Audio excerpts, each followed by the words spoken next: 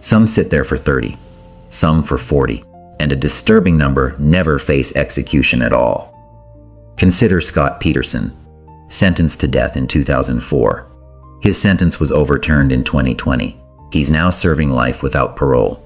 He spent 16 years on death row and still didn't get executed. Then there's Dzhokhar Tsarnaev, the Boston Marathon bomber. Death sentence handed down in 2015. Still alive, still appealing. Kohberger knew these cases. He'd probably studied them in class. So what does death row actually mean? Years, potentially decades, of legal proceedings. Endless appeals. Court dates that rip open wounds every time they're scheduled. His name, his face, back in the headlines over and over again. And at the end of all that, you might still end up with life in prison, just one that the system, not you, decided on. There was also something else. Idaho is one of the few states that allows execution by firing squad when lethal injection drugs aren't available.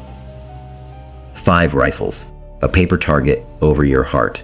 That's not abstract, that's visceral, that's real. By taking the deal, Kohberger eliminated the uncertainty. He ended the spectacle before it consumed him. He prevented certain evidence from ever becoming public record. He denied the state its execution verdict. And most importantly, he made this choice himself. For someone who allegedly spent weeks stalking the victims, mapping the house, choosing the weapon, timing every step. Surrendering that control to a jury of 12 strangers would have been unbearable. This wasn't fear of death. This was fear of losing the wheel.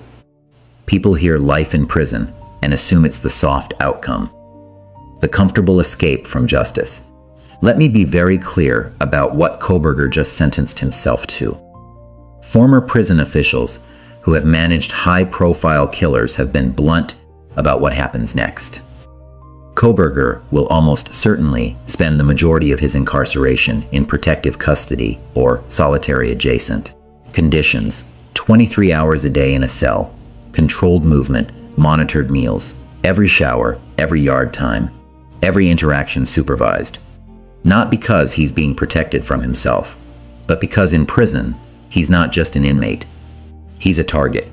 Seth Ferranti, a documentary filmmaker and former federal prisoner who has spent years documenting prison culture, put it simply. The convicts are going to eat him up in Idaho State Prison. And here's the detail that makes this worse. Kohberger wasn't a physical person. He trained at a boxing gym, not to spar, but to shadow box. Conditioning, confidence building, zero contact. This is someone who lived entirely inside his own head, in books and research papers and academic seminars. He is now entering a world where none of that matters. But the physical danger is almost secondary compared to what former Florida death row warden Ron McAndrew describes as the deeper punishment. The psychological erosion that comes when hope is completely removed. No possibility of release, ever. Watching his parents age through bulletproof glass, their visits growing shorter as the years pass, and then one day, stopping altogether. Birthdays missed, funerals missed. Every milestone in the lives of people he loved reduced to a secondhand update from a guard. For a man who was days away from becoming a university professor, someone who dreamed of academic recognition, published research, being respected in the field, imagine what that silence feels like. No seminars, no debates, no students looking up at him. Just the same 4 walls, the same routine, the same slow erosion of a mind with nowhere left to go. McAndrew also raised a reality that most people overlook. In certain prison environments, killing a famous inmate carries its own kind of status. What are you going to do? Give them another life sentence? Kohberger's case was national news. His face was everywhere. Inside those walls, that fame doesn't protect him. It makes him a prize. Every single day becomes a survival calculation. When the families of Madison Mogen, Kaylee Goncalves, Zana Kernodle, and Ethan Chapin stood up at sentencing, the room went completely quiet. Not every family felt the same way, and that matters. Steve Goncalves, Kaylee's father, stepped to the podium and stared directly at Kohberger. He didn't yell. He didn't break down. He delivered something colder than anger. You were that careless, that foolish, that stupid. You're a joke. But it was Kaylee's sister, Olivia Goncalves, who said what the room couldn't shake. No one is scared of you today. No one is impressed by you. No one thinks you're important. You act like no one could ever understand your mind. But the truth is, you're basic. You're a textbook case of insecurity disguised as control. That word, basic, landed like a verdict. These families felt robbed. Some had written in their victim impact statements that a life sentence still allowed Kohberger to speak, to form relationships, to maintain some kind of presence in the world. Their loved ones had been silenced permanently. They wanted a sentence that matched the weight of that silence. They didn't get it. But other families, they saw this differently. They'd watched death penalty cases stretch across decades.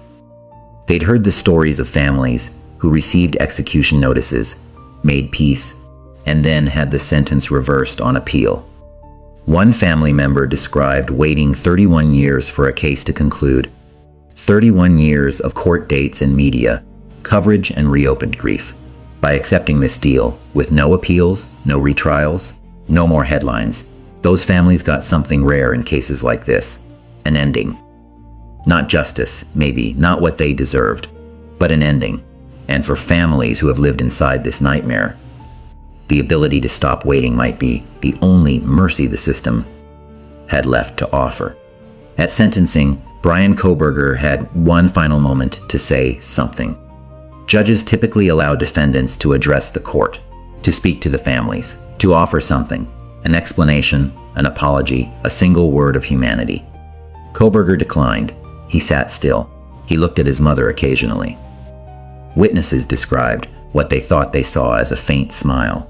He made eye contact with family members as they called him a sociopath, a coward, a joke. He gave them nothing. Judge Stephen Hippler didn't hide his frustration. Even if he explained his actions, it would not be satisfying. Because there is no reason for these crimes that could approach anything resembling rationality. Some legal analysts speculate he's protecting a future media deal, that the silence is an investment, a way to keep mystery alive, to one day sell a book or an interview or a documentary. Judge Hippler made clear he would do everything in his power to prevent that from happening. But here's what I think the silence was really about.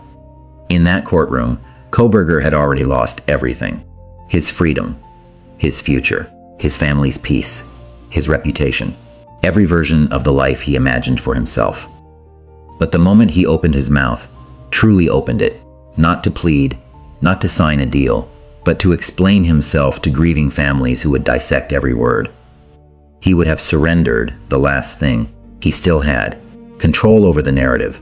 By saying nothing, he stayed unknowable. He kept the mystery.